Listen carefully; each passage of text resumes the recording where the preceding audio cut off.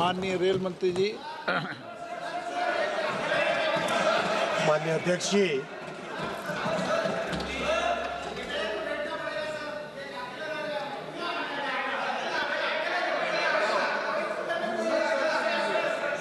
माननीय अध्यक्ष जी, रेलवे की डिमांड फॉर ग्रांट्स पर बहुत ही सार्थक चर्चा हुई।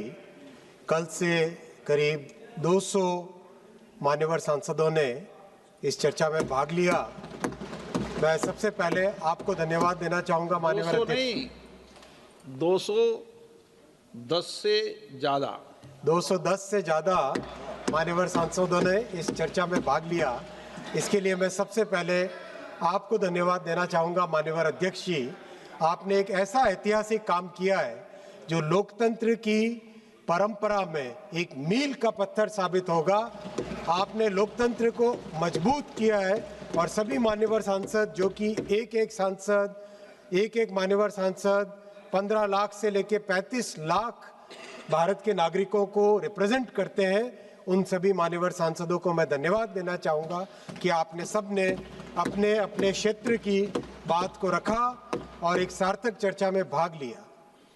आज की इस चर्चा का मुख्य बिंदु ये रहा जो कल से कई मान्यवर सांसदों ने अपने अपने क्षेत्र में जो काम हुआ है उसके बारे में चर्चा की।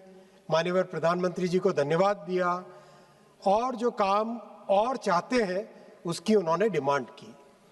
अच्छे लोकतंत्र में और एक अच्छी परफॉर्मिंग सरकार है जहां पे माननीय प्रधानमंत्री जी ने राजनीति को एक नया मोड़ दिया है, एक नया रूप दिया है। पॉलिटिक्स ऑफ परफॉर्मेंस पे लेके आए हैं, पॉलिटिक्स ऑफ वोट बैंक से हटाकर पॉलिटिक्स ऑफ परफॉर्मेंस पे लेके आए। ये उसका बहुत अच्छा एक उदाहरण है कि पिछले 2 दिनों से इस चर्चा में सभी मान्यवर सांसद अपने अपने क्षेत्र में कुछ न जो काम हुआ है उसके बारे में वो रख पाए विषय। इवन जो हमारे मोस्ट वोकल क्रिटिक है वो भी क्रेडिट लेने के लिए जो काम उनके कारण नहीं हुआ उसको भी वो चर्चा में लेकर आए। ये राजनीति का रूप है, होना भी चाहिए। माननीय अध्यक्ष जी, मैं धन्यवाद देना चाहूँगा माननीय प्रधानमंत्री जी को। उन्होंने इस दशक में इतने बड़े परिवर्तन किए रेलवे में, और रेलवे उनके लिए एक ऐसा विषय है जो उनके साथ जीवन के साथ जुड़ा हुआ है, माननीय प्रधानमंत्री जी के बाल्यकाल से जुड़ा हुआ है, बहुत भावनात्मक संबंध है उनका।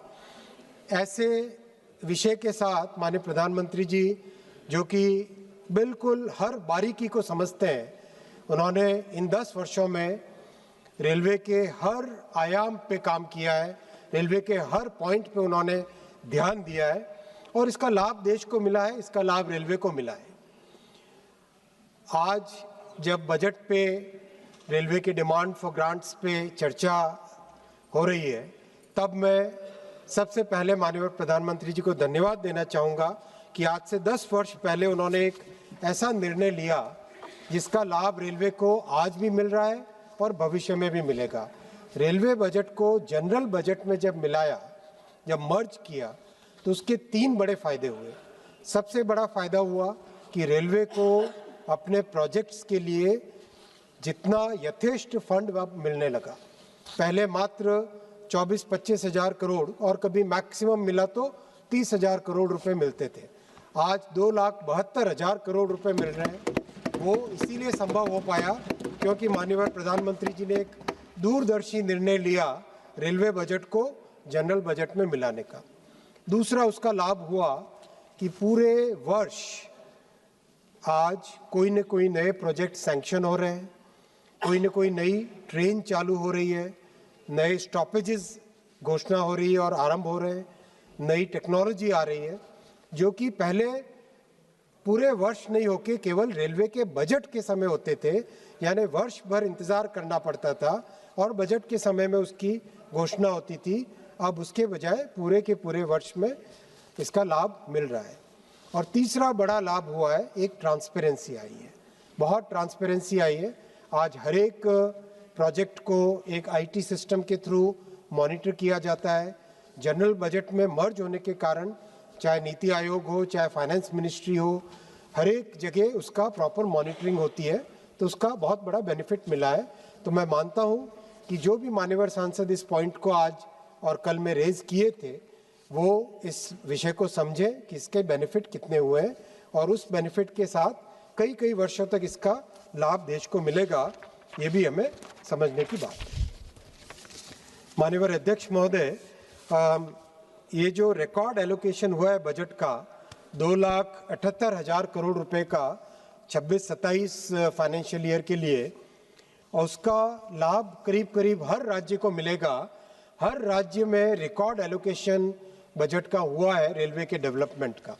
हम सब जानते हैं, चाहे कोई भी राज्य का नाम लें, आंध्र प्रदेश से ले, उत्तर पूर्वी राज्यों को ले, बिहार को ले, छत्तीसगढ़, दिल्ली, गुजरात, गोवा, हरियाणा, हिमाचल प्रदेश, जम्मू कश्मीर, झारखंड, कर्नाटक, केरलम, मध्य प्रदेश, महाराष्ट्र, उड़ीसा, पंजाब, राजस्थान, तमिलनाडु, तेलंगाना, उत्तराखंड, उत्तर प्रदेश, वेस्ट बंगाल, सभी को रिकॉर्ड एलोकेशन हुआ है। और जो यूपीए के समय जितना बजट एलोकेशन मिलता था, उसका कई गुना बजट एलोकेशन आज हुआ है। उसका लाभ भी जमीन पर दिखाई देता है, उसका लाभ भी दिखाई दे रहा है। जमीन पे प्रोजेक्ट्स भी बहुत तेजी से आगे बढ़ रहे हैं। माननीय अध्यक्ष जी, रेलवे की फाइनेंशियल हेल्थ अभी जो भी प्रयास हुए हैं माननीय प्रधानमंत्री जी के नेतृत्व में इन 10 वर्षों में बहुत सुधरी है।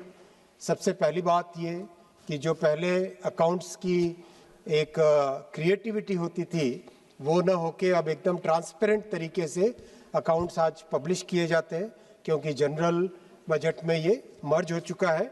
तो सभी पब्लिक सेक्टर एंटिटीज़ के जो अकाउंट्स होते हैं, उसी तरीके से रेलवे के अकाउंट्स भी होते हैं। आज रेलवे के जो बड़े खर्चे हैं, उसमें स्टाफ की कॉस्ट सबसे बड़ी है, करीब 1,19,000 करोड़ रुपए की। उसके बाद में एनर्जी की कॉस्ट है, जिसमें डीजल और इलेक्ट्रिक दोनों है। डीजल लगातार कम होता जा रहा है और बहुत जल्दी कंप्लीट भी फिनिश भी हो जाएगा। तो एनर्जी की कॉस्ट करीब 32,000 करोड़ रुपए है। और जो इलेक्ट्रिफिकेशन हुआ, उसका लाभ भी मिला है माननीय अध्यक्ष जी। करीब 6,000 करोड़ रुपए का रेलवे को बचत हुई है डीजल से इलेक्ट्रिसिटी में शिफ्ट होने के कारण। फिर फाइनेंस की कॉस्ट है करीब 23,000 करोड़ रुपए की, और पेंशन बहुत बड़ा खर्चा है, करीब 64,000 करोड़ रुपए का खर्चा है। इन सब खर्चों को मीट करने के बाद में भी आज करीब एक मॉडेस्ट सा सरप्लस बनता है, जो कि बहुत ही मेहनत और बहुत ही अच्छे माननीय प्रधानमंत्री जी की पॉलिसीज़ के कारण संभव हो पाया है। रेलवे का बहुत बड़ा फोकस है सेफ्टी पे, पैसेंजर एमिनिटीज़ पे और पैसेंजर्स के लिए जो सुविधाएं हैं उनको बढ़ाने के लिए। माननीय अध्यक्ष जी, इन 10 वर्षों में जो प्रधानमंत्री जी के नेतृत्व में रेलवे का ट्रांसफॉर्मेशन हुआ है, रेलवे में कार्गो करीब 1,055 मिलियन टन था 2004 से 14 वाले पीरियड में, 2013-14 में। आज 1,617 मिलियन टन पिछले वर्ष, और इस वर्ष जो अभी मार्च कंप्लीट होगा, इसमें 1,650 मिलियन टन से आने के कारण विश्व में रेलवे भारत की सेकंड लार्जेस्ट कार्गो कैरियर बन गया है। ये बहुत बड़ा अपने आप में एक गौरव का विषय है। रेलवे ट्रैक जो यूपीए के समय में मात्र 15,000 किलोमीटर बने थे, माननीय प्रधानमंत्री श्री नरेंद्र मोदी जी के एनडीए सरकार में 35,000 किलोमीटर रेलवे ट्रैक्स बने हैं। विद्युतीकरण जो कि बहुत बड़ा रिकॉर्ड है, माननीय पीयूष गोयल जी भी यहाँ पर प्रेजेंट है, बहुत इन्होंने इसमें अच्छा काम किया था। तो इलेक्ट्रिफिकेशन जो यूपीए के समय मात्र 5,200 किलोमीटर हुआ था, प्रधानमंत्री श्री नरेंद्र मोदी जी के समय में 47,000 किलोमीटर इलेक्ट्रिफिकेशन हुआ है, और करीब करीब 99% से अधिक इलेक्ट्रिफिकेशन रेलवे का हो चुका। फ्लाईओवर और अंडरपास आरओबी आरयूबी, वो करीब जहां 4,000 बने थे यूपीए के समय में, अब 14,000 आरओबी आरयूबी बने हैं। डिजिटल स्टेशन जो कि बहुत ही महत्वपूर्ण है सेफ्टी के लिए, यूपीए में मात्र 800 बने थे, अब 3,700 बने हैं इस दशक में। ऑटोमेटिक सिग्नलिंग मात्र 1,500 किलोमीटर हुई थी, वो 4,000 किलोमीटर से ज़्यादा हुई। एलएचबी कोचेज़ जो कि सेफ कोचेज़ हैं, मात्र 2300 ऐड हुए थे यूपीए के समय में। 48,000 एलएचबी कोचेज ऐड हुए इन 10 वर्षों। लोकोमोटिव्स मात्र 4,700 बने थे यूपीए में, 12,000 बने हैं इन 11 वर्षों। आपको सुनना पड़ेगा क्योंकि काम हुआ है, आपको सुनना पड़ेगा। इस साल का भी बनाएंगे और हर साल आपको सुनाएंगे। वैगन इंडक्शन जो 1,33,000 था, 2 लाख से अधिक वैगन का इंडक्शन हुआ है। माननीय अध्यक्ष जी, एक और बहुत बड़ा रिकॉर्ड बना है। रेलवे के इतिहास में, रेलवे के आरंभ से, ये सुनिए बहुत महत्वपूर्ण है, आपको भी गौरव होगा। रेलवे के आरंभ से 2014 तक, रेलवे की स्टार्टिंग से 2014 तक रेलवे में टोटल 125 किलोमीटर टनल्स बनी थी। 2015 के बाद में, 2014-15 की शुरुआत से 486 किलोमीटर, 486 किलोमीटर टनल्स बनी है। अभी एक माननीय सांसद पूर्वोत्तर राज्य के बता रहे थे कैसे टनल्स बना के कनेक्टिविटी लेके गए, वैसे ही जम्मू कश्मीर के सांसद भी बता रहे थे। टनल्स, ब्रिजेस को लेके ही ये कनेक्टिविटी संभव हो पाई है और ये काम संभव हो पाया है क्योंकि प्रधानमंत्री श्री नरेंद्र मोदी जी का दृढ़ संकल्प है रेलवे को विकसित रेलवे बनाने का। माननीय अध्यक्ष जी, कई ऐसे प्रोजेक्ट जो वर्षों से पेंडिंग थे वो कंप्लीट हुए हैं। चिनाब और अंजी के ब्रिज से कश्मीर की वैली देश से जुड़ी, जिसका बहुत लाभ हुआ। हम सब ने देखा जब बहुत ही कठिन एटमॉस्फेरिक कंडीशंस थी, जब सब जगह स्नोफॉल था या लैंडस्लाइड्स थे, वहाँ पर रेलवे के माध्यम से ही कश्मीर से देश में लोग, भारत के साथ जो कनेक्टिविटी रही, सब जगह से लोग जा सके कश्मीर वैली में। सेब का यातायात ट्रांसपोर्टेशन हो पाया, साथ ही साथ सीमेंट, रॉड, कई चीज़ों का ट्रांसपोर्टेशन रेलवे से ही हो पाया। इसी तरह से ईस्टर्न डेडिकेटेड फ्रेट कॉरिडोर भी कंप्लीट हुआ। एक मान्यवर सांसद पूछ रहे थे कि क्यों कंप्लीट नहीं हुआ था, उनको मैं बताना चाहूँगा कि 2014 से पहले फ्रेट कॉरिडोर मात्र 0 किलोमीटर हुआ था, 0। आज 2,800 किलोमीटर कंप्लीट हो चुका है और आज 480 ट्रेन लगातार डेली फ्रेट कॉरिडोर पे चल रही है। इसी तरह से अहमदाबाद से मुंबई बुलेट ट्रेन 350 किलोमीटर से अधिक कंप्लीट हो चुकी है। स्टेशंस की बात भी कई जगह आई, कई मान्यवर सांसदों ने कहा, स्टेशन के बारे में मैं विस्तृत में बताऊंगा। 180 कंप्लीट हो चुके हैं, 500 करीब कंप्लीट होने की परिस्थिति में आ चुके हैं ऑलरेडी। बहुत तेजी से काम चल रहा है। कवच में भी 3,000 किलोमीटर कंप्लीट हो चुके हैं और 20,000 किलोमीटर पे काम तेजी से चल रहा है। स्पीड में ट्रैक्स का अपग्रेडेशन बहुत बड़ी मात्रा में हुआ है। करीब 80% रेलवे के ट्रैक्स अपग्रेड होके 110 kmph की स्पीड पोटेंशियल पे आ चुके हैं और 128 गति शक्ति कार्गो टर्मिनल्स देश में बनके ऑलरेडी कमीशन हो चुके हैं, काम में लग चुके हैं। वंदे भारत चेयर कार की सर्विसेज 162 सर्विसेज चल चुकी है। मध्यम वर्गीय परिवारों ने इसको बहुत स्वीकार किया है। अमृत भारत ट्रेन्स जो कि गरीब से गरीब व्यक्ति के लिए बहुत अच्छी सर्विस है, 60 सर्विसेज चल चुकी है देश में। नमो भारत रैपिड रेल 4 सर्विसेज चल चुकी है। वंदे भारत स्लीपर 2 सर्विसेज चल चुकी है। हाइड्रोजन ट्रेन का डेवलपमेंट हो चुका है कंप्लीट, जो कि विश्व की सबसे पावरफुल हाइड्रोजन ट्रेन है, उसका डेवलपमेंट भी कंप्लीट हो चुका है। ये सब चीज़ें इस दशक में जो हुई है वो माननीय प्रधानमंत्री जी के बहुत ही दूरदर्शी नेतृत्व के कारण ही संभव हो पाई है। माननीय अध्यक्ष जी, भारत का रेलवे ट्रैक का लेंथ अब बढ़ के 1,37,000 किलोमीटर 522 किलोमीटर हो चुका है, जो कि लगातार हर वर्ष बढ़ रहा है। और 756 मेगा ब्रिजेस, 13,815 मेजर ब्रिजेस, एक तरीके से कई चीज़ों में नए रिकॉर्ड बन चुके हैं इस वर्ष में। वैगन्स की संख्या बढ़ के 3,46,000 हो गई है। हम सब हमेशा न्यूज़ में पढ़ते थे कि पावर प्लांट में इतने दिन का कोयला बचा है, ये पावर क्राइसिस आ गया। अब वो सब चीज़ें समाप्त हो चुकी है। अब हर एक पावर प्लांट में जितना कोल सेव करके, जितना कोल स्टोरेज करके रखना चाहते हैं उतना सफिशिएंट है। वैगन्स की संख्या रिकॉर्ड संख्या पे पहुंच चुकी है, 3,86,000, और कोचेस की संख्या भी रिकॉर्ड संख्या पे पहुंच चुकी है। 98,000 कोचेस भारत की रेलवे में नेटवर्क में आ चुके हैं। अभी माननीय अध्यक्ष जी, रिकॉर्ड संख्या में 25,571 ट्रेन डेली चल रही है, जो कि जिसका बहुत अच्छा रिजल्ट भी मिला है। अभी हमने देखा होली के समय बहुत ही अच्छे से सुगम तरीके से लोग पहुंच पाए अपनी जगह पे, और इससे पिछले दीपावली और छठ के समय में भी कोई दिक्कत आई नहीं। जनरली बहुत अच्छा एक साधन रेलवे अभी बन चुका है।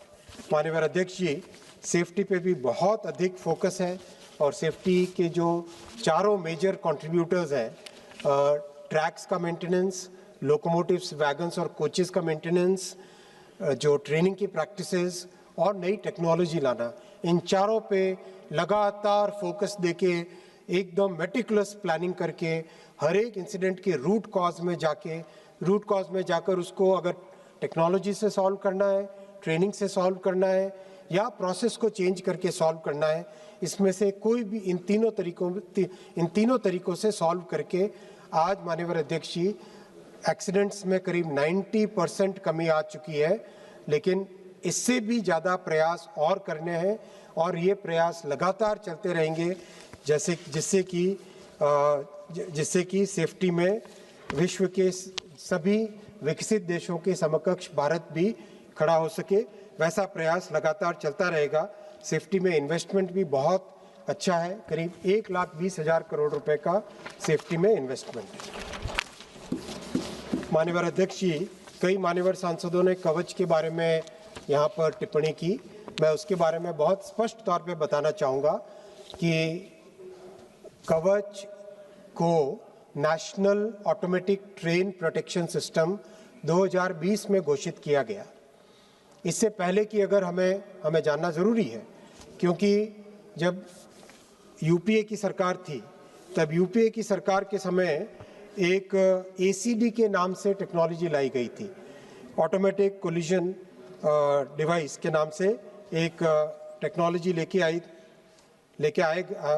आए थे 2006 से 2011 के बीच में, जब एकदम क्लियरली इस्टेब्लिश हो चुका था कि एसीडी से कोलिजन्स को प्रिवेंट नहीं किया जा सकता।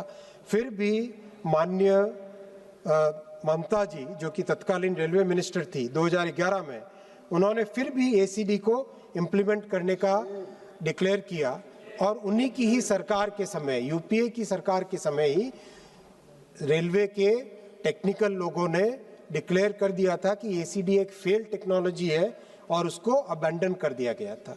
माननीय प्रधानमंत्री श्री नरेंद्र मोदी जी ने 2014 में जिम्मेदारी लेने के तुरंत बाद में कवच का डेवलपमेंट चालू किया। 2016 में पहला पायलट हुआ, 2020 में उसको नेशनल एटीपी डिक्लेयर किया, और 2020 से 2024 के बीच में जितनी भारत की सभी विषम परिस्थितियां हैं, विभिन्न परिस्थितियां हैं, उन सब को ध्यान में लेते हुए कवच का डेवलपमेंट कंप्लीट हुआ। 16 जुलाई 2024 को कवच 4.0 को टेक्निकली क्वालिफाई किया गया, अप्रूव किया गया, और उसके तुरंत बाद में जुलाई 2024 के तुरंत बाद में करीब 20,000 किलोमीटर का काम हाथ में लिया गया है, करीब 8,000 लोकोमोटिव्स का काम हाथ में लिया गया है। और ये बहुत मैं जिम्मेदारी के साथ कहना चाहूँगा, कवच केवल एक डिवाइस नहीं है, कवच एक पूरा सिस्टम है। कवच is like installing complete telecom का नेटवर्क, उस तरह का काम है कवच को इंस्टॉल करना। इसमें ऑप्टिकल फाइबर केबल लगता है, ट्रैक के साथ ही साथ हर एक स्टेशन पे डेटा सेंटर बनता है, हर 2.5 से 3 किलोमीटर पे टेलीकॉम के टावर्स लगते हैं, हर एक ट्रैक पे हर कुछ मीटर्स पे एक कवच का डिवाइस लगता है, और लोकोमोटिव के ऊपर कवच का डिवाइस लगता है। It's a very complete system, it's a very complex system. Being a technocrat, I can say with full responsibility कि इस कंप्लीट सिस्टम को लगाने के लिए हमारे प्रयास बहुत अच्छे हैं, और जो विश्व में जो समृद्ध देश है, जिन्होंने 20 वर्ष लगाए इस तरह की टेक्नोलॉजी को कंप्लीटली अपने नेटवर्क्स में लगाने का।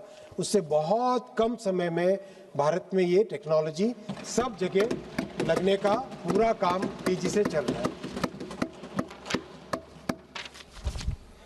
माननीय अध्यक्ष जी, मेरे इस चर्चा के जवाब में करीब 10 पॉइंट है। 10 में से पहला पॉइंट बजट और सेफ्टी पे रखा।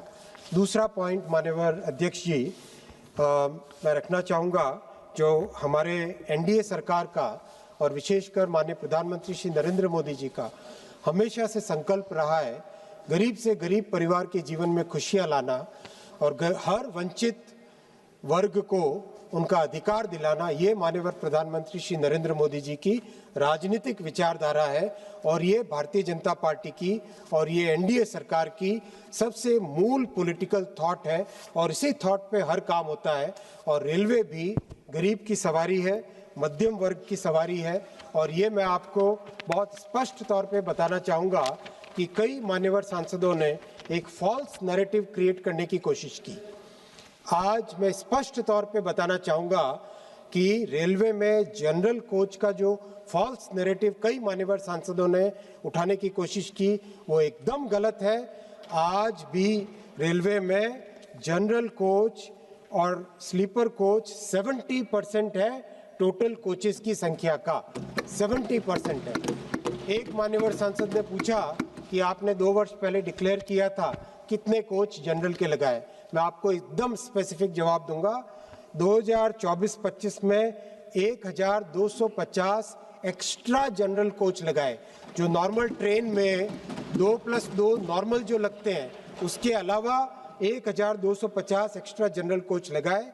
और जो करंट फाइनेंशियल ईयर चल रहा है 2025-26 इसमें 860 एक्स्ट्रा जनरल कोच लगाए। आप ये फॉल्स नैरेटिव न चलाएं। हमारी प्रतिबद्धता गरीबों के प्रति है और ये हर कार्यक्रम में दिखाई देता है, चाहे उज्ज्वला हो, चाहे हर घर अनाज पहुंचाना हो, चाहे टॉयलेट का कंस्ट्रक्शन हो, चाहे पक्के मकानों का कंस्ट्रक्शन हो, चाहे 80 करोड़ परिवारों का। आज माननीय अध्यक्ष जी हर जगह गरीब से गरीब घर में आज ये बात है स्पष्ट स्थायी रूप से स्थापित हो चुकी है कि अगर गरीब माँ का बेटा अगर शहर में काम कर रहा है, वो समय पे पैसे न पहुंचा पाए अपने घर, फिर भी वो माँ जानती है कि उसका एक बेटा है नरेंद्र मोदी जो कि महीने के महीने उसके पास राशन पहुंचाता है, उसकी सेवा का ध्यान रखता है, उसके हर प्रकार के कल्याण के लिए वो समर्पित है। वही रेलवे में भी माननीय प्रधानमंत्री श्री नरेंद्र मोदी जी का समर्पण है गरीब के लिए, मध्यम वर्ग के लिए। मान्यवर अध्यक्ष जी, और इसी गरीब की सेवा की भावना के साथ ही अमृत भारत ट्रेन का डेवलपमेंट किया गया। अमृत भारत ट्रेन एकदम मॉडर्न ट्रेन है। एब्सोल्युटली जो फैसिलिटीज, जो टेक्नोलॉजी वंदे भारत ट्रेन में है वही टेक्नोलॉजी अमृत भारत के ट्रेन्स में है। लेकिन मान्यवर अध्यक्ष जी 1000 से अधिक किलोमीटर की यात्रा मात्र 450 रुपए में हो जाती है। वो गरीब के चेहरे पे, उस यात्री के चेहरे पे, उस मजदूर के चेहरे पे जो खुशी आती है और जो आशीर्वाद वो देता है मान्यवर अध्यक्ष जी, वो ये लोग नहीं समझ पाएंगे क्योंकि इन्होंने केवल गरीबी हटाओ के नारे दिए। इन्होंने केवल गरीबी हटाओ के नारे दिए। इन्होंने कभी भी गरीबों के प्रति सच्चा समर्पण कभी नहीं दिखाया मान्यवर अध्यक्ष जी। इन्होंने केवल और केवल गरीब को एक वोट बैंक बना के रखा। इनके लिए गरीब वोट बैंक से अधिक कभी भी कुछ नहीं था।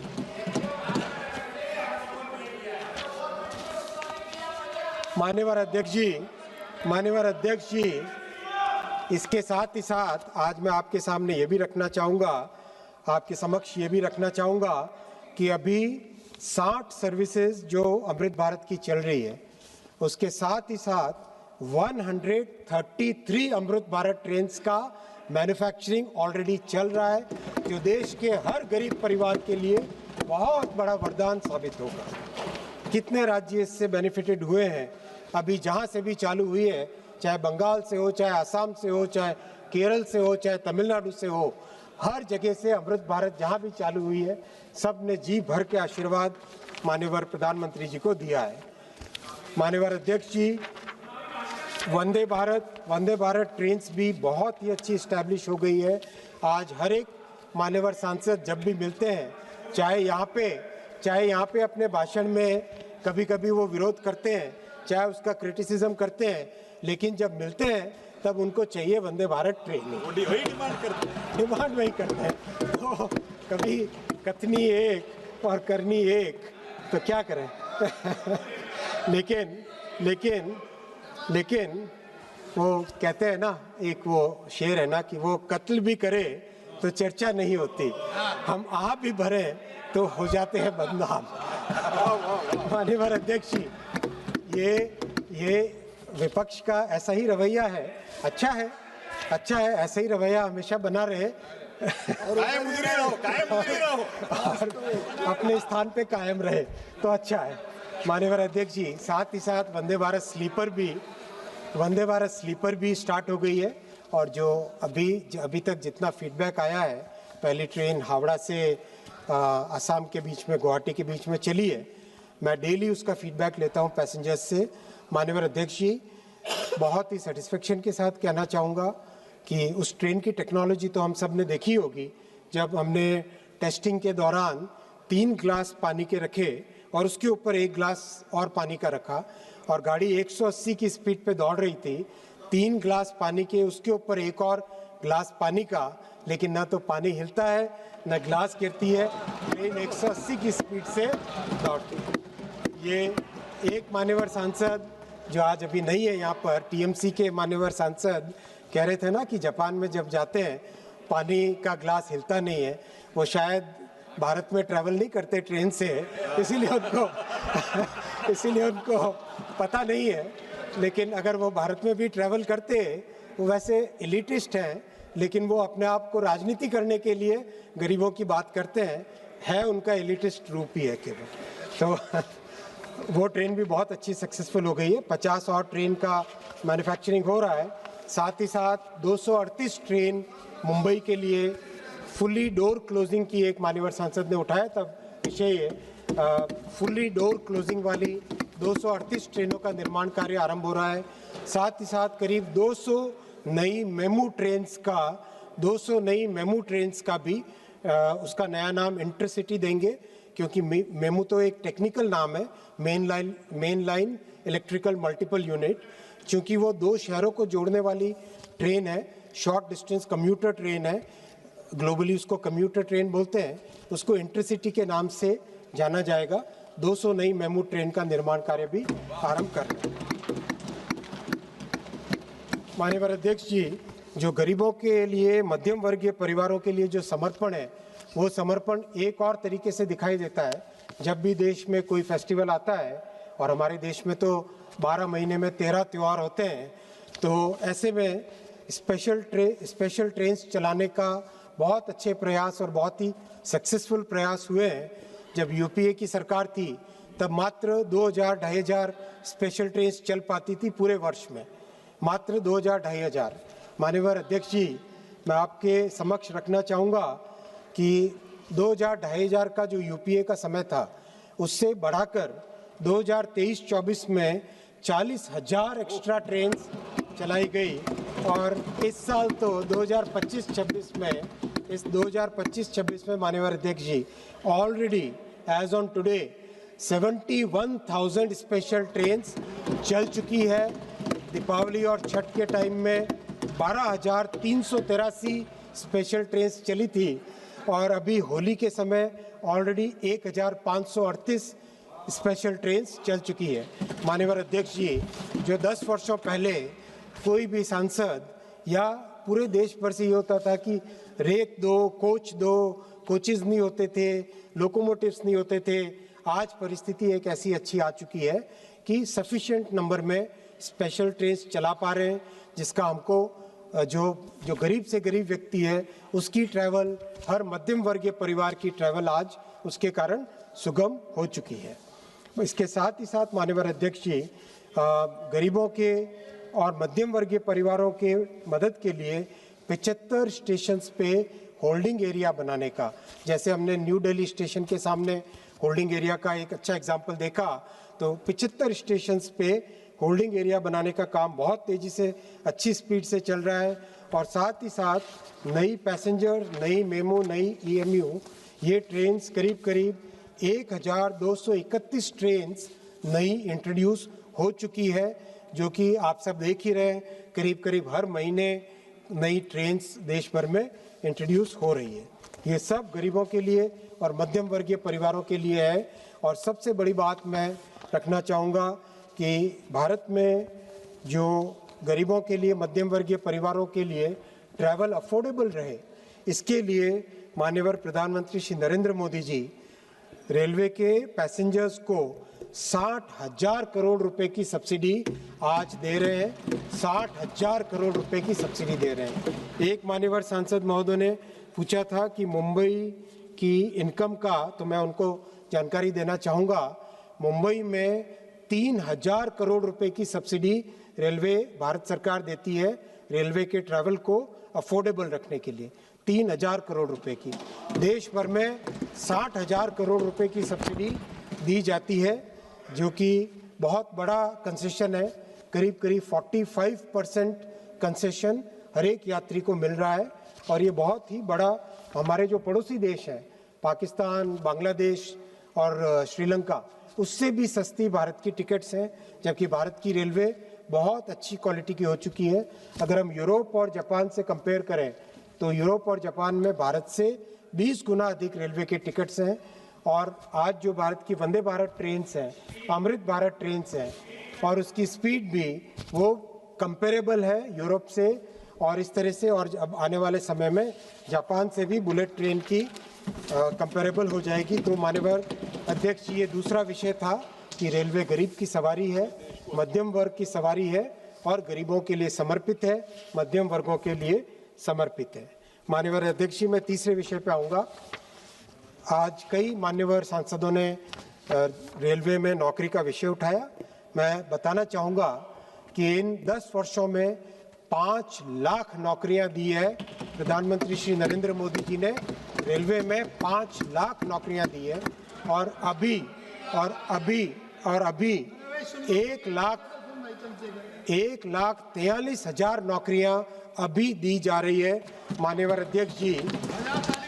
और ये आज़ादी के बाद में पहली बार माननीय प्रधानमंत्री जी ने रेलवे के लिए एनुअल कैलेंडर बनाया है, लागू किया है। 2024 के जनवरी के महीने से, और 2024 और 2025 और 2025 के जनवरी के महीने से 2025-2026 दोनों वर्षों में एकदम मेटिकुलसली जो प्रधानमंत्री जी ने एनुअल कैलेंडर लागू किया था, उसका पालन हो रहा है।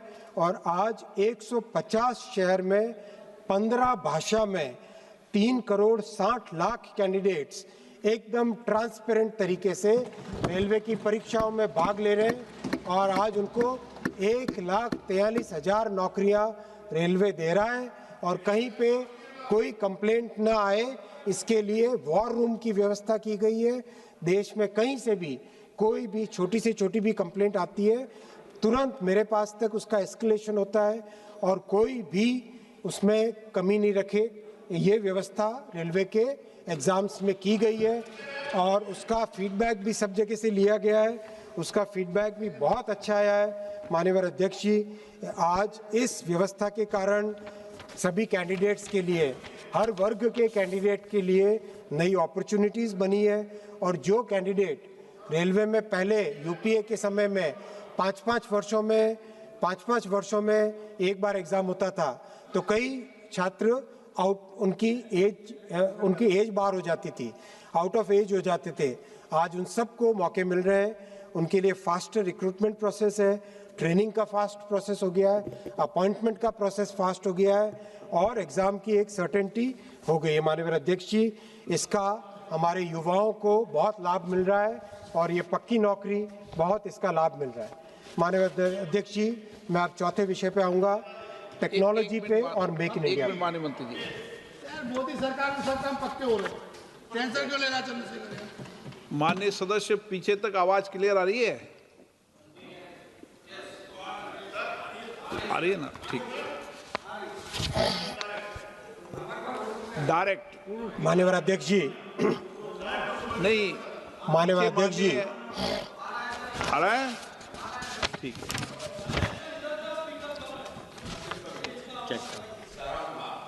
पीछे ओके। माननीय अध्यक्ष जी, आरंभ करो। माननीय अध्यक्ष जी, मैं चौथे विषय पर आऊँगा, टेक्नोलॉजी और मेक इन इंडिया पे। टेक्नोलॉजी और मेक इन इंडिया का बहुत अच्छा प्रभाव है रेलवे में। करीब करीब हर डिपार्टमेंट में, चाहे ऑपरेशंस हो, चाहे मेंटेनेंस हो, चाहे ट्रैक हो, चाहे प्रोडक्शन हो, चाहे स्टेशन हो, सब में टेक्नोलॉजी का भरपूर उपयोग किया जा रहा है। स्टार्टअप्स को जोड़ा जा रहा है और इसके कई उदाहरण हैं। मैं एकदम संक्षिप्त में दो उदाहरण आपके सामने रखूंगा। एक उदाहरण, क्योंकि कई मान्यवर सांसदों ने इसका वर्णन किया था, रेल वन ऐप पिछले साल जुलाई में लॉन्च की गई थी और जुलाई से लेके अब तक करीब 2.5 करोड़ यात्रियों ने रेल वन ऐप का डाउनलोड करके उसका उपयोग करना चालू किया है और करीब करीब daily 9.5 lakh tickets rail one app से हो रहे हैं। इसमें सारे के सारे जो फैसिलिटीज़ हैं, टिकट का रिजर्वेशन, अनरिजर्व टिकट मिलना, प्लेटफॉर्म टिकट, ट्रेन की इंक्वायरी, पीएनआर का स्टेटस, पैसेंजर से रिलेटेड साफ सफाई की कोई भी कंप्लेंट करनी हो, वो सारा का सारा एक सिंगल ऐप में ऑलरेडी एक व्यवस्था हो गई है। मैं भी मान्यवर सांसदों से निवेदन करूंगा, अपने अपने क्षेत्र में इसका वर्णन करें और यात्रियों को इसके बारे में जानकारी दें। और इसके कारण साथ ही साथ जो आईआरसीटीसी का रेलवे का रिजर्वेशन सिस्टम है, वो 40 वर्षों के बाद में कंप्लीट उसका ओवरहॉल किया गया है, उसका कंप्लीट आर्किटेक्चर चेंज किया गया है और अभी आने वाले अप्रैल 10 के बाद में उसका एक एक करके एक स्टेशन बाय स्टेशन उसको रोल आउट किया जाएगा। करीब 6 महीने में उसका रोल आउट कंप्लीट होगा और उसका बहुत लाभ हुआ है। तत्काल के सिस्टम में बहुत बड़ा सुधार लाया गया है। बहुत सारे ऐसे तत्व थे जो बॉट्स और इलीगल सॉफ्टवेयर को यूज़ करके तत्काल का टिकट 1 मिनट के अंदर अंदर बुक कर लेते थे, उसको बहुत इफ़ेक्टिवली रोका गया है और आज तत्काल में बड़ा सुधार आया है, जो ज़्यादातर ट्रेन्स में इमीडिएटली मतलब करीब करीब 7 या 8 मिनट तक तत्काल का मिलता है और जो बहुत पॉपुलर ट्रेन है उसमें नेचुरली 3 मिनट के अंदर अंदर तत्काल का टिकट कंप्लीट होता है।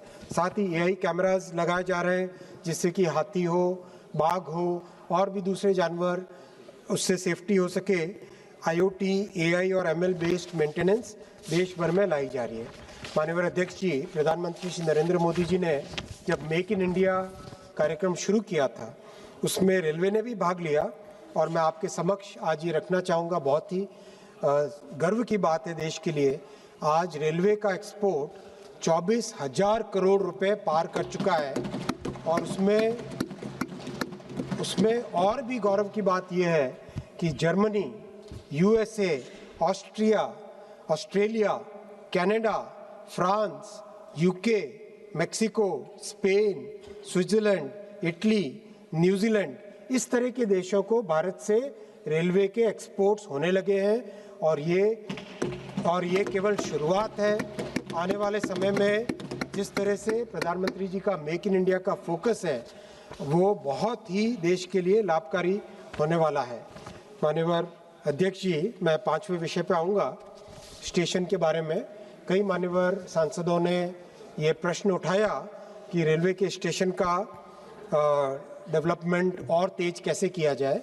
मैं धन्यवाद देना चाहूँगा आपके सुझावों के लिए, लेकिन मैं ये भी बताना चाहूँगा कि विश्व में इतना बड़ा रेलवे का नव निर्माण का कार्य आज तक कहीं पर नहीं हुआ है और ये प्रधानमंत्री जी का ही दूरदर्शी नेतृत्व है कि 1300 स्टेशन के नव निर्माण का काम उन्होंने हाथ में लिया है।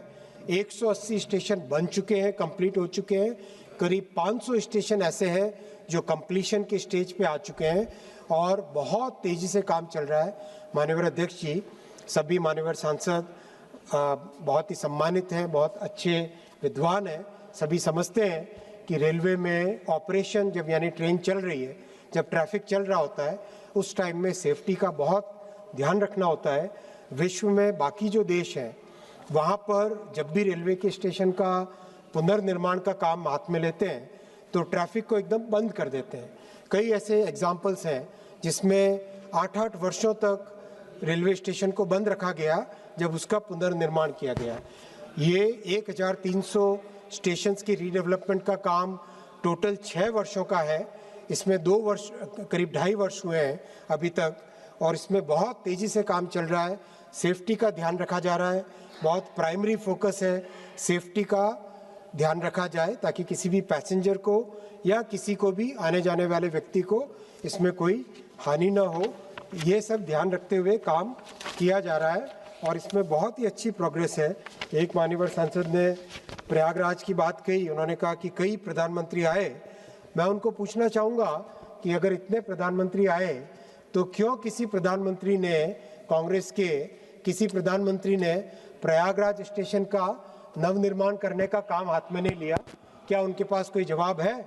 ये प्रधानमंत्री श्री नरेंद्र मोदी जी ने ही ये काम हाथ में लिया, ऐसा क्यों?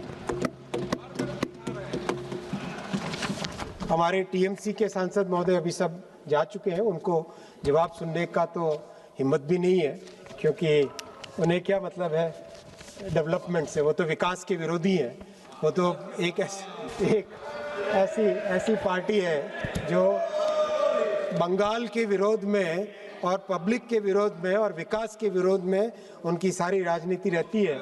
मैं भी उनको भी बताना चाहूँगा कि बंगाल में करीब 40 स्टेशन हैं जो कंप्लीशन के लेवल पे आ चुके हैं। 9 स्टेशन कंप्लीट हो चुके हैं, 40 ऐसे हैं जो कि कंप्लीशन के लेवल पे आ चुके हैं। और उनके टीएमसी की जब नेत्री जब रेल मंत्री थी, केवल घोषणाएं करते थे, केवल पेंट लगा देते थे, और आज प्रधानमंत्री श्री नरेंद्र मोदी जी पुनर्निर्माण कर रहे हैं स्टेशन का, अगले 50 वर्षों के हिसाब से नवनिर्माण कर रहे हैं। माननीय अध्यक्ष जी, साथ ही साथ स्टेशंस का एक और बहुत बड़ा काम हाथ में लिया है। 48 सिटीज़ ऐसी हैं जहाँ पे बहुत डिमांड रहती है, वहाँ पर कैपेसिटी बढ़ाने का काम हाथ में लिया है। और इसमें एडिशनल प्लेटफॉर्म्स बनाना, स्टेबलिंग लाइंस बनाना, पिट लाइन बनाना, नए कोचिंग टर्मिनल्स बनाना और कई तरह का इंफ्रास्ट्रक्चर का काम हाथ में लिया है, जिसका रिजल्ट आने वाले वर्षों में बहुत अच्छा दिखाई देगा। और इसका प्रयास भी बहुत अच्छा है। मैं डिटेल में सारा एक्सप्लेन न करने के बजाय, अगर आपकी अनुमति हो तो ये सारे विषय मैं टेबल पे रखूंगा, जिससे कि रिकॉर्ड में रहे किस तरह से मुंबई, पुणे और कई राज्यों में, कई देशों में, कई शहरों में इसका काम तेज़ी से चल रहा है। माननीय अध्यक्ष जी, ये इतने बड़े बड़े काम जब माननीय प्रधानमंत्री जी ने हाथ में लिए हैं और काम इतने तेज़ी से चल रहे हैं, फिर भी माननीय सांसदों का स्वाभाविक है, उनका ये रहेगा कि और तेज करिए काम। लेकिन मैं इतना ही कहना चाहूँगा, जैसा किसी एक शायर ने कहा है, जब से मैं चला मेरी मंजिल पर नज़र है, जब से मैं चला मेरी मंजिल पर नज़र है, इन आँखों ने कभी मील का पत्थर नहीं देखा।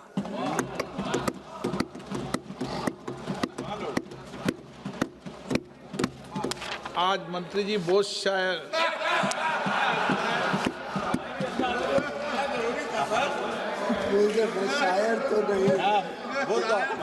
तो नहीं, मैं तो मात्र एक टेक्नोक्रेट हूँ माननीय अध्यक्ष जी।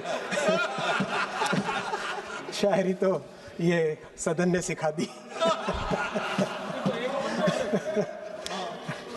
माननीय अध्यक्ष जी, एक और विषय कई मान्यवर सांसदों ने यहाँ पे उठाया, वो मैं धन्यवाद देना चाहूँगा। बहुत अच्छा विषय उठाया।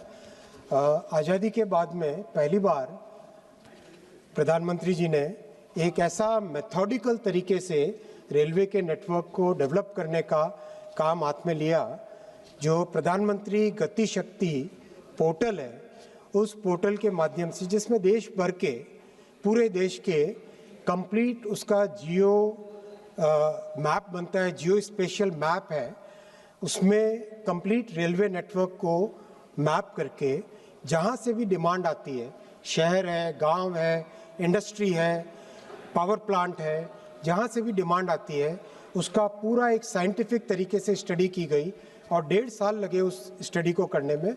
उसको करने के बाद में बहुत सारे नए प्रोजेक्ट्स आइडेंटिफाई किए गए और उन प्रोजेक्ट्स में से लगातार कैबिनेट में अप्रूवल के लिए जा रहे हैं, जिससे कि देश में आने वाले 20-30 वर्षों के लिए अच्छी फाउंडेशन बन जाएगी और आने वाले 50 वर्षों के लिए उसका बेनिफिट मिलता रहेगा। अब तक अगर हम देखें 2014 के बाद में करीब 27,000 किलोमीटर के नए रेलवे प्रोजेक्ट सैंक्शन हुए हैं, जो कि 4,27,223 करोड़ रुपए के प्रोजेक्ट्स हैं। पूरी लिस्ट मैं सदन के टेबल पर रख लूँगा, उसको मैं डिटेल में नहीं पढ़ता यहाँ पर। माननीय अध्यक्ष जी, इसी तरह से उत्तर पूर्वी राज्यों में अष्टलक्ष्मी राज्यों में बहुत अच्छा डेवलपमेंट हुआ है। कई मान्यवर सांसदों ने इसका जिक्र भी किया। आज मिज़ोरम जुड़ चुका है रेलवे के नेटवर्क से। मिज़ोरम के माननीय मुख्यमंत्री जी जब भी आते हैं वो कई ऐसे एग्जाम्पल देते हैं। सीमेंट की कॉस्ट कम हो गई, हाईवे में जो कंजेशन होता था वो समाप्त होने को आया। हर तरीके से यात्रियों को, प्रदेश के निवासियों को सबका लाभ हुआ। मणिपुर की कनेक्टिविटी बहुत तेज़ी से काम चल रहा है, नागालैंड का भी बहुत तेज़ी से काम चल रहा है।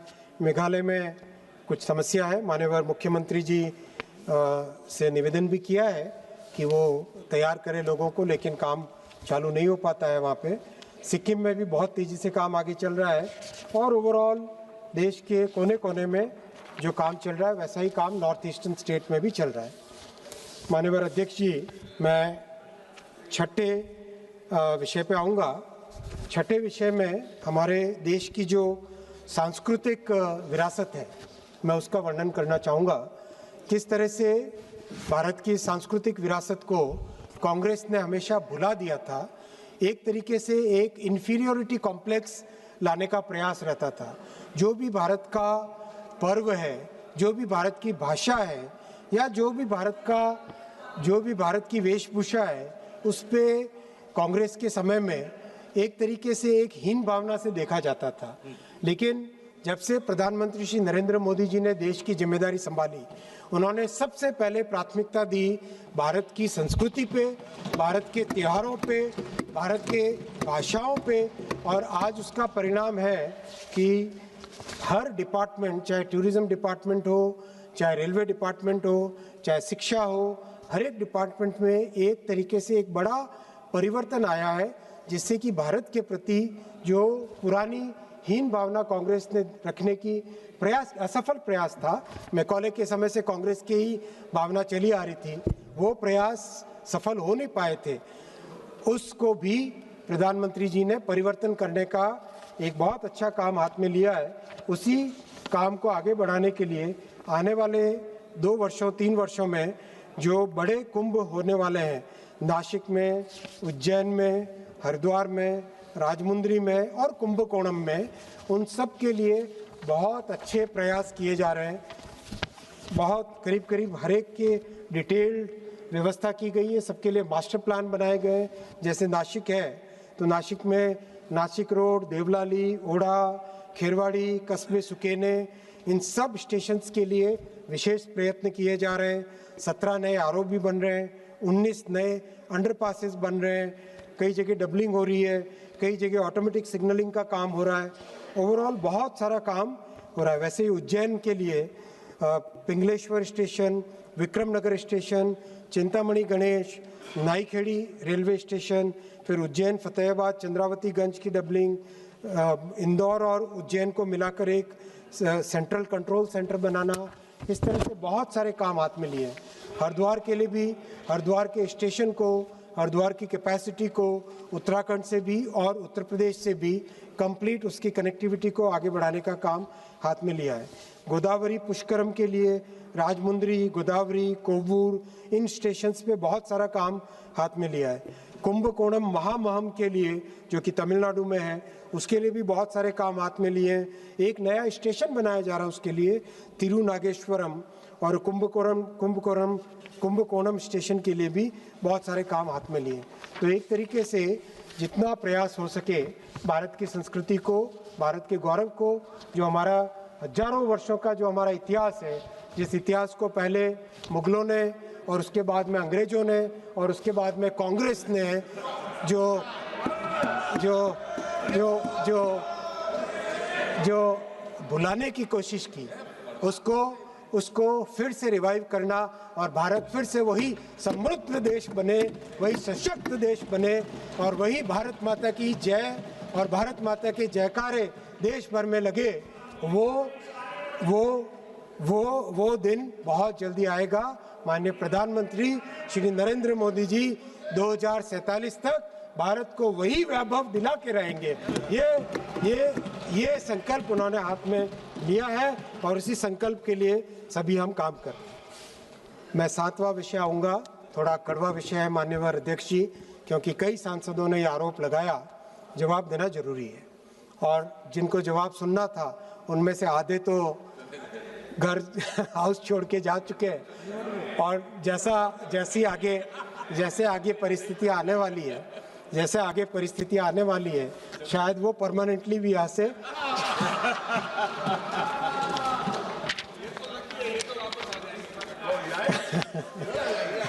माननीय अध्यक्ष जी, केरल के माननीय सांसदों ने विषय उठाया कि केरल में डेवलपमेंट क्यों नहीं हो रहा है। मैं उनसे कहना चाहूँगा कि वो केरल की सरकार को पूछे और केवल आज की सरकार को नहीं, केरल में एक प्रथा रही है, एक बार कांग्रेस एक बार लेफ्ट, एक बार कांग्रेस एक बार लेफ्ट।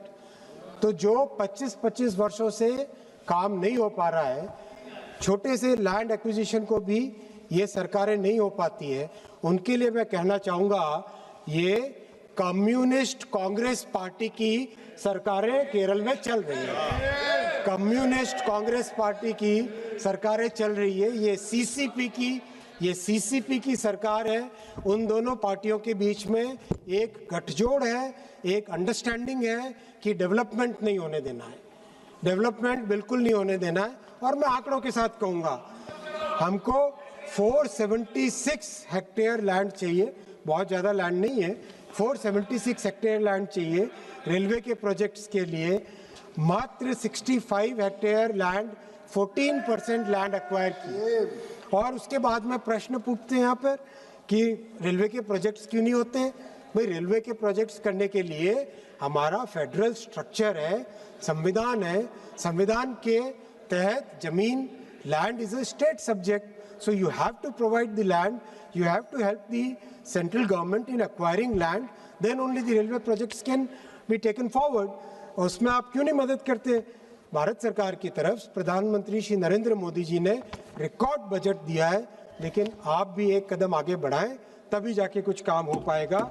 एक और एग्जांपल मैं देना चाहूँगा, 106 फ्लाईओवर्स आरओबी आरयूबी करीब 15 साल से अधिक पेंडिंग पड़े हैं, जिसमें कांग्रेस की सरकारें भी थी, कभी परमिशन नहीं देते, कभी उसका अलाइनमेंट अप्रूव नहीं करते, कभी उसके लिए लैंड एक्विजिशन नहीं करवाते।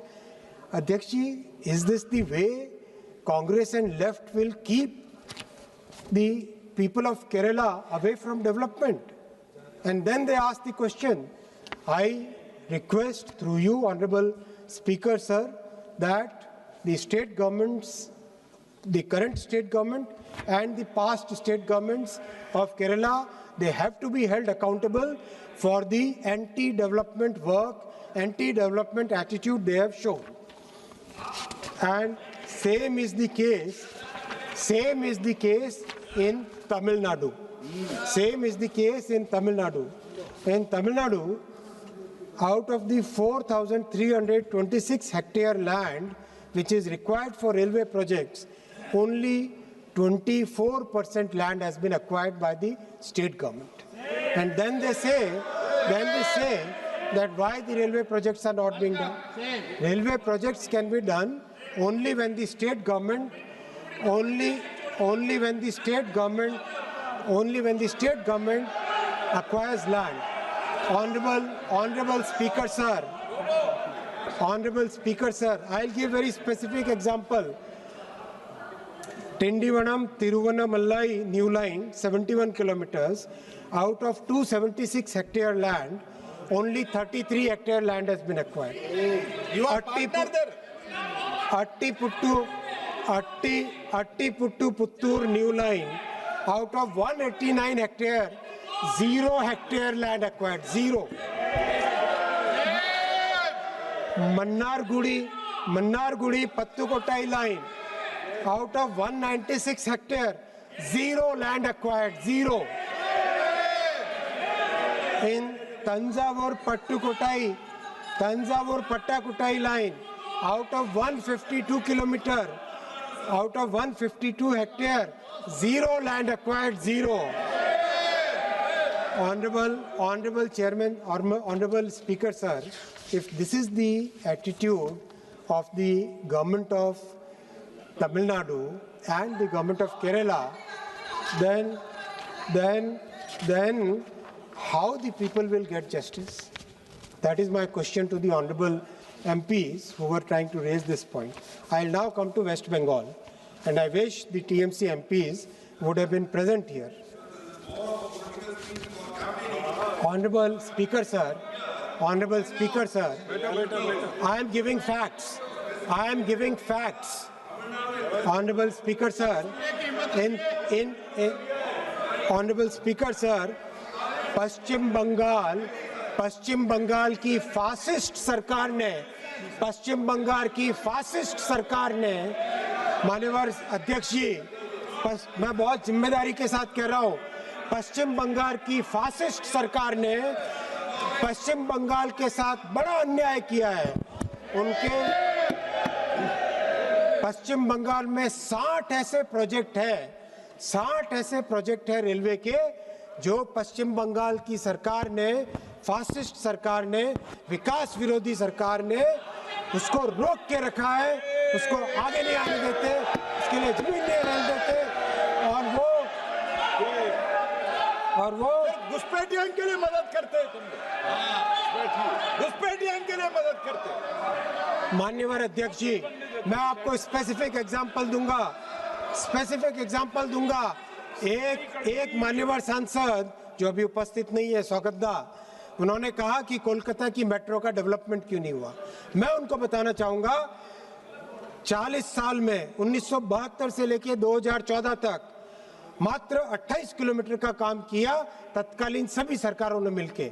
यह प्रधानमंत्री श्री नरेंद्र मोदी जी है जिन्होंने इन 11 वर्षों में 45 किलोमीटर का काम किया है कोलकाता की मेट्रो का, और उससे ज्यादा काम हो सकता था, लेकिन बेलघट्टा से एयरपोर्ट के सेक्शन पे चिंगड़ी घट्टा में 12 महीने हो गए, पूरा उसका डाइवर्जन रोड बनी हुई है। कलकत्ता की सरकार, वेस्ट बंगाल की विकास विरोधी सरकार, फासिस्ट सरकार उसके लिए परमिशन नहीं देती।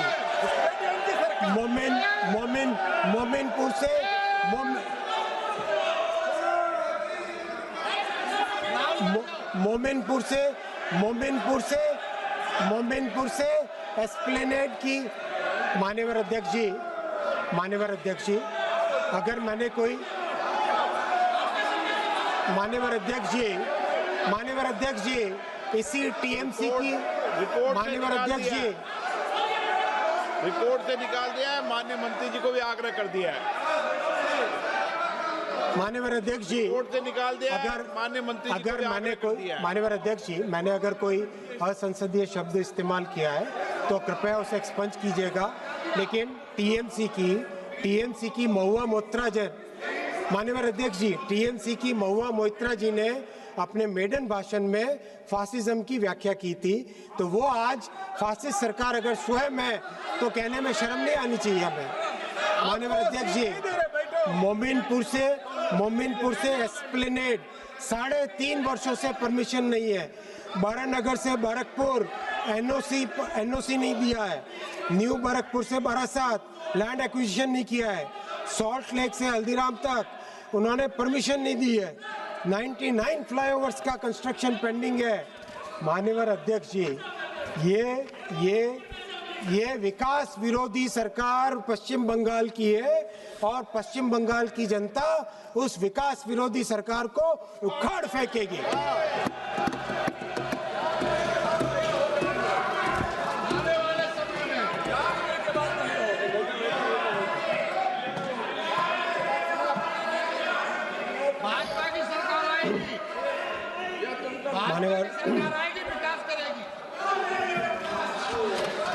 मान्यवर मैं 8वें विषय पे आता हूँ। आज का भारत एस्पिरेशनल देश है माननीय अध्यक्ष जी। इस देश में बहुत बड़ी आशाएं हैं और कई मान्यवर सांसदों ने पक्ष में, विपक्ष में, अपक्ष में सभी ने कई ऐसे उदाहरण दिए कि किस तरह से देश के रेलवे सिस्टम को डेवलप करने के लिए कई नए एग्जाम्पल्स दिए उन्होंने, और उनकी आशा भी है और देश की आशाएं भी मोदी जी से ही है, विपक्ष की आशाएं भी मोदी जी से ही है। तो ऐसे में मैं बताना चाहूँगा माननीय अध्यक्ष जी कि बुलेट ट्रेन की प्रोग्रेस के बारे में कई लोगों ने प्रश्न चिन्ह उठाए। मैं उसकी प्रोग्रेस का आपके सामने विवरण प्रस्तुत करना चाहूँगा और आपके माध्यम से सदन के सामने रखना चाहूँगा कि पहले प्रोजेक्ट जो कि अहमदाबाद से मुंबई का प्रोजेक्ट है, उसकी बहुत अच्छी प्रोग्रेस है। करीब 435 किलोमीटर की फाउंडेशन कंप्लीट हो चुकी है, 426 किलोमीटर पियर कंस्ट्रक्शन हो चुका है, गर्डर्स लॉन्च हो चुके हैं, 338 किलोमीटर के ट्रैक इंस्टॉल हो गया, 168 किलोमीटर OHE मास्ट इंस्टॉलेशन हो गया, 146 किलोमीटर। कई स्टेशंस का काम कंप्लीशन पे आया है, वापी, बिलीमोरा, सूरत, BKC का काम बहुत अच्छा चल रहा है, भरूच, वडोदरा, आनंद नडियाद, अहमदाबाद, साबरमती, इसका काम बहुत तेज़ी से चल रहा है। 17 नदियों पे ब्रिज बन चुका है, डरोथा नदी पे, दमन गंगा पे, कोलक पे, पार पे, औरंगा पे, खरेरा पे, कावेरी नदी पे, वेंगनिया पे, अंबिका नदी पे, पूर्णा नदी पे, मेंदोला नदी पे, तापी पर, किम नदी पे, नर्मदा जी पर काम चल रहा है बहुत तेज़ी से, दादर नदी पे, विश्वामित्री पर, माही नदी पर काम चल रहा है तेज़ी से, मोहर नदी पर कंप्लीट हो गया, वात्रक नदी पे कंप्लीट हो गया, मेशवा पे कंप्लीट हो गया, साबरमती पे बहुत तेज़ी से काम चल रहा है। और जिस तरह से कोलकाता में पहली अंडर रिवर टनल बनी, वैसे ही अब भारत में पहली अंडर सी टनल, समुद्र के नीचे टनल 21 किलोमीटर की इस बुलेट ट्रेन के प्रोजेक्ट के तहत काम बहुत तेज़ी से चल रहा है, 5 किलोमीटर बन चुकी है। और जो 17 टनल्स है इस प्रोजेक्ट में, उन 17 टनल्स में से 7 टनल्स है जो, इसमें से करीब 2 में ब्रेक थ्रू हो चुका है, 5 में बहुत एडवांस चल रहा है प्रोग्रेस। और माननीय अध्यक्ष जी, जो ग्लोबल स्टैंडर्ड्स हैं बुलेट ट्रेन के, 350 किलोमीटर पर आवर की स्पीड पे ये ट्रेन दौड़ेगी। मुंबई से अहमदाबाद 1 घंटे 57 मिनट में पहुंचेगी और एक तरीके 2027 में इसका अगले वर्ष 2027 में इसका पहला सेक्शन प्रोजेक्ट कमीशन करने का टारगेट लिया हुआ है, जिसमें बहुत तेज़ी से काम चल रहा है। साथ ही साथ इस बार माननीय प्रधानमंत्री जी ने, माननीय वित्त मंत्री जी ने और 7 नए बुलेट ट्रेन्स का डिक्लेयर किया है इस बजट में, उसके लिए भी बहुत तेज़ी से आगे काम बढ़ चुका है। इन 7 नए बुलेट ट्रेन से भारत में बुलेट ट्रेन कॉरिडोर की लेंथ करीब 4000 किलोमीटर हो जाएगी और उसका देश में बहुत अच्छा प्रभाव होगा। मध्यम वर्गीय परिवारों को, गरीब परिवारों को एक बहुत सुगम भाई, आपकी तरह गरीबी हटाओ का नारा लगाने वाली सरकार नहीं है, गरीबों के लिए काम करने वाली सरकार है। तारिक जी, आप अपने पीरियड को अब भूल जाइए, वो समय बीत चुका है,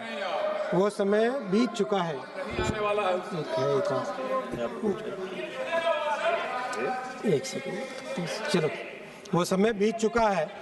अब माननीय अध्यक्ष जी, ये जो कुछ लोगों ने ये नैरेटिव करने की कोशिश की कि बुलेट ट्रेन की कॉस्ट कितनी है, तो मैं बताना चाहूँगा बुलेट ट्रेन का ग्लोबल स्टैंडर्ड है 400 करोड़ रुपीस पर किलोमीटर, जो कि RRTS का और मेट्रो का भी करीब उतना ही आता है, 300 to 400 करोड़ रुपीस पर किलोमीटर। और भारत की जो बुलेट ट्रेन बन रही है वो भी उसी बेंचमार्क पे है, बल्कि उस बेंचमार्क में जबकि पहली बार ये प्रोजेक्ट बन रहा है तो भी इतना अच्छा इसमें ध्यान रखा गया है कॉस्ट पे कि पहले ही प्रोजेक्ट में ग्लोबल बेंचमार्क को अचीव कर रहे हैं। और जो नए प्रोजेक्ट होंगे उसमें दिल्ली से वाराणसी 3.5 घंटे में पहुंच जाएंगे। दिल्ली से वाराणसी 3.5 घंटे में पहुंच जाएंगे। दिल्ली से लखनऊ 2 घंटे में पहुंच जाएंगे। दिल्ली से लखनऊ 2 घंटे में पहुंच जाएंगे।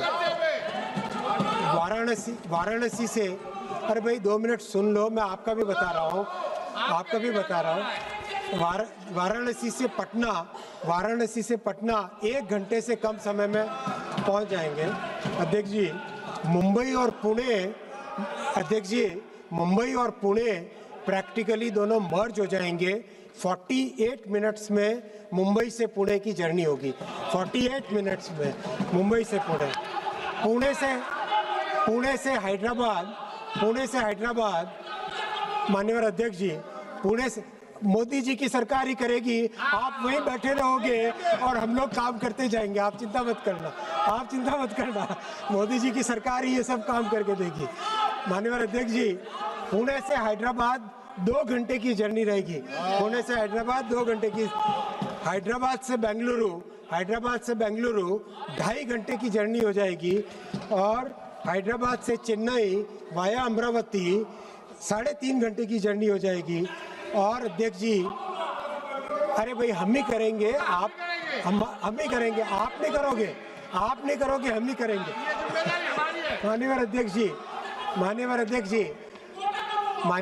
जी, बेंगलोर से चेन्नई, सुन लो आपके काम आएगा। Bengaluru to Chennai will be 73 minutes Bengaluru to Chennai. And this is the vision of Honorable Prime Minister Shri Narendra Modi ji, which could not be achieved in 70 years, that our Prime Minister is working on, so that our people can get the benefits which are seen in the entire world. माननीय अध्यक्ष जी, अब मैं 9वें विषय पे आता हूँ। बहुत सारे रिफॉर्म्स हाथ में लिए हैं, जिसका बेनिफिट मिलेगा।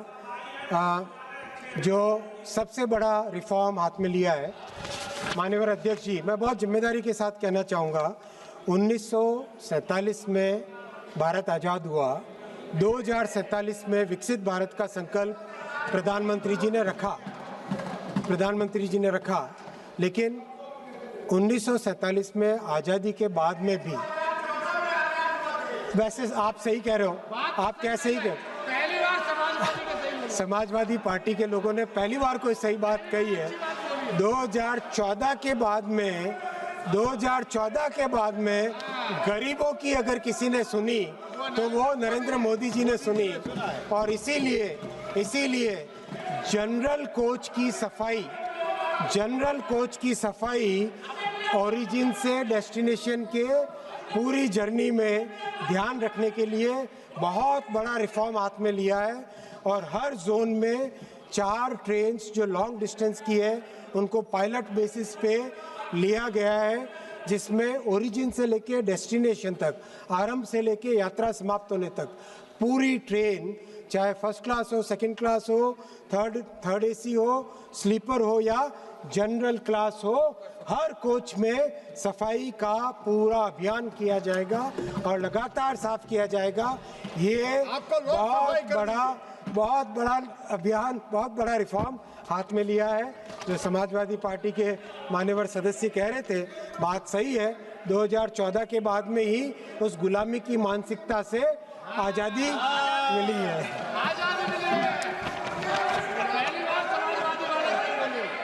और आपका सफाई हो जाएगा, फिर से आपका सफाई हो जाएगा। माननीय अध्यक्ष जी, मैं अंतिम विषय पे आता हूँ। 10 मान्यवर, मैंने अटल जी के साथ काम किया है, मैं जानता हूँ उन्होंने देश के कितने बड़े परिवर्तन किए थे। माननीय अध्यक्ष जी, मैं अब अंतिम विषय पे आऊँगा, बॉर्डर एरिया के इंफ्रास्ट्रक्चर पे। कांग्रेस के डिफेंस मिनिस्टर प्रसिद्ध हैं, जिन्होंने कहा था कि ऐसे रक्षा मंत्री थे विभूति, जिन्होंने कि ये कहा था कि बॉर्डर एरिया में कोई इंफ्रास्ट्रक्चर नहीं बनाना चाहिए क्योंकि चीन के लोग उसके उपयोग करके आ जाएंगे। ये कांग्रेस की सोच थी। माननीय अध्यक्ष जी, जो मैं धन्यवाद देना चाहूँगा समाजवादी पार्टी के मान्यवर सांसद का, जिन्होंने कहा कि 2014 से भारत को उस गुलामी की मानसिकता से आज़ादी मिली। सही कहा इन्होंने। तो समाजवादी पार्टी की इसी बात का मैं समर्थन करता हूँ। ये इसीलिए माननीय अध्यक्ष जी, आज बॉर्डर एरिया में बहुत सारा रेलवे का काम तेजी से चल रहा है। हम सब ने देखा किस तरह से माननीय प्रधानमंत्री जी ने दुनिया भर में गौरव बढ़ाया भारत का, जब चेनाब के पुल पर भारत का तिरंगा लेकर वो चले, वो गौरवमयी क्षण इतिहास में दर्ज हो गया। और जब देश का जब कश्मीर की घाटी को भारत के रेलवे नेटवर्क से जोड़ा, वैसा ही एक बॉर्डर एरिया को रेलवे नेटवर्क के साथ जोड़ने का काम तेजी से चल रहा है। कई प्रोजेक्ट हाथ में लिए हैं, जैसे बारामूला से उरी बिल्कुल बॉर्डर तक पहुंचाने के लिए वो काम हाथ में लिया, उसकी डीपीआर बनी है। फिर काजीगुंड से बडगांव, इसका डबलिंग का काम हाथ में लिया है। फिर जम्मू राजौरी पूंछ से बारामूला तक का ये काम भी, इसका सर्वे काम चालू हुआ है। साथ ही साथ में आसाम में लंका से सिलचर न्यू लाइन का डीपीआर बन रहा है। डेकर गांव से न्यू सिलघट न्यू लाइन का काम डीपीआर बन चुकी है। अक्तौरी से डेकर गांव न्यू लाइन, इसका डीपीआर बन चुकी है। सलोना टू खुमताई न्यू लाइन का डीपीआर का काम चल रहा है। न्यू जलपाईगुड़ी से Kamakhya 3rd and 4th line, उसका काम का सर्वे चल रहा है। फिर भूटान के साथ कनेक्टिविटी के दोनों प्रोजेक्ट सैंक्शन हो गए। फिर शिवोक से रैंगपो का काम बहुत तेज़ी से चल रहा है। फिर मिज़ोरम की कनेक्टिविटी कंप्लीट हुई। मणिपुर का काम तेज़ी से चल रहा है। नागालैंड का काम तेज़ी से चल रहा है। फिर भूटान की कनेक्टिविटी के बारे में बताया मैंने। फिर राजस्थान में अनूपगढ़ से खाजूवाला जैसलमेर, ये नई लाइन बनाने का सर्वे का काम बहुत तेज़ी से चल रहा है बॉर्डर के साथ साथ। फिर आगे जैसलमेर से बाड़मेर से भीलड़ी, पूरा का पूरा बॉर्डर के साथ पाकिस्तान के साथ जो हमारी सीमा है, उस सीमा का काम चल रहा है। फिर पंजाब, अरे भाई बैठो ना, फिर पंजाब और हिमाचल प्रदेश में भी नए प्रोजेक्ट हाथ में लिए। फिरोजपुर पट्टी की नई लाइन का काम चल रहा है। फिर गनौली से बद्दी, आप भी ताली बजा लो, आपके काम आएगी। गनौली से बद्दी का काम भी चल रहा है। फिर बेरी से मनाली से लेह का न्यू लाइन का डीपीआर भी बन रहा है। फिर पश्चिम बंगाल में एक बहुत ही इम्पोर्टेंट प्रोजेक्ट हाथ में लिया है, जो कि हमारा चिकन स्नैक एरिया है, उसमें अंडरग्राउंड 30 किलोमीटर का डबल ट्रैक रेलवे लाइन बनाने का, जिससे कि कभी भी देश पे कोई आपत्ति ना आ सके। ऐसा है माननीय प्रधानमंत्री श्री नरेंद्र मोदी जी का विजन, और ऐसे थे कांग्रेस के डिफेंस मिनिस्टर। इसीलिए बहुत स्पष्ट तौर पे ये सिद्ध हो चुका है माननीय अध्यक्ष जी कि मोदी जी ही इस देश के लिए जो अच्छा काम करना है उन्हीं के द्वारा ही संभव है, और मोदी है तभी मुमकिन है। इसी तरह से गुजरात में बॉर्डर के साथ साथ देशलपाट से हाजीपीर लूना और वायोर से लखपत न्यू लाइन, और बिहार में और उत्तर प्रदेश में कंप्लीट नेपाल के बॉर्डर के साथ कंप्लीट इस लाइन को बना के कई जगह डबलिंग, कई सारे प्रोजेक्ट है माननीय अध्यक्ष जी। नरकटियागंज, रक्सौल, सीतामढ़ी, दरभंगा, मुजफ्फरपुर डबलिंग, और माननीय जगदम्बिका पाल जी का प्रयास भी जो चलता है। खूब अच्छे प्रोजेक्ट इसमें तेज़ी से चल रहे हैं। तो माननीय अध्यक्ष जी, ये 10 विषय मैंने आपके सामने रखे। मैं धन्यवाद देना चाहूँगा। मैं माननीय अध्यक्ष जी, मैं धन्यवाद देना चाहूँगा उन 12.5 लाख कर्मचारियों को भी, जो कि चाहे दिवाली हो, छठ हो, होली हो, हर एक समय में, हर फेस्टिवल में अपने परिवारों से दूर रह के वो हमेशा काम में लगे रहते हैं, चाहे लोको पायलट्स हो, चाहे ट्रैकमैन हो, चाहे सिग्नलिंग के इंस्पेक्टर्स हो, चाहे पॉइंट्समैन हो, चाहे कंट्रोलर हो, चाहे स्टेशन मास्टर्स हो, हर एक कैटेगरी के लोग, चाहे अधिकारी हो चाहे कर्मचारी हो, जो देश में बहुत ही श्रद्धा के साथ, बहुत ही तन्मयता के साथ, बहुत ही मेहनत के साथ काम करते हैं। मैं निवेदन करूंगा विपक्ष से भी एक बार आप भी मिलके उनके लिए ताली बजा दीजिए, और जो कांग्रेस और डीएमके के सांसद नहीं बजा रहे हैं उनको भी देश आज देख रहा है, और जो उनको भी देश आज देख रहा है कि आज कर्मचारियों के लिए भी उन्होंने तालियां नहीं बजाई। माननीय अध्यक्ष जी, मैं अंत में माननीय प्रधानमंत्री जी को धन्यवाद देना चाहूँगा। मैं तो एक सिंपल सा टेक्नोक्रेट हूँ, बहुत साधारण कार्यकर्ता हूँ। उन्होंने जो सेवा करने का मौका दिया, जैसे माननीय अध्यक्ष जी, जैसे प्रभु श्री राम ने जब पुल बनाया था तब कई लोगों ने उसमें पुल में काम किया।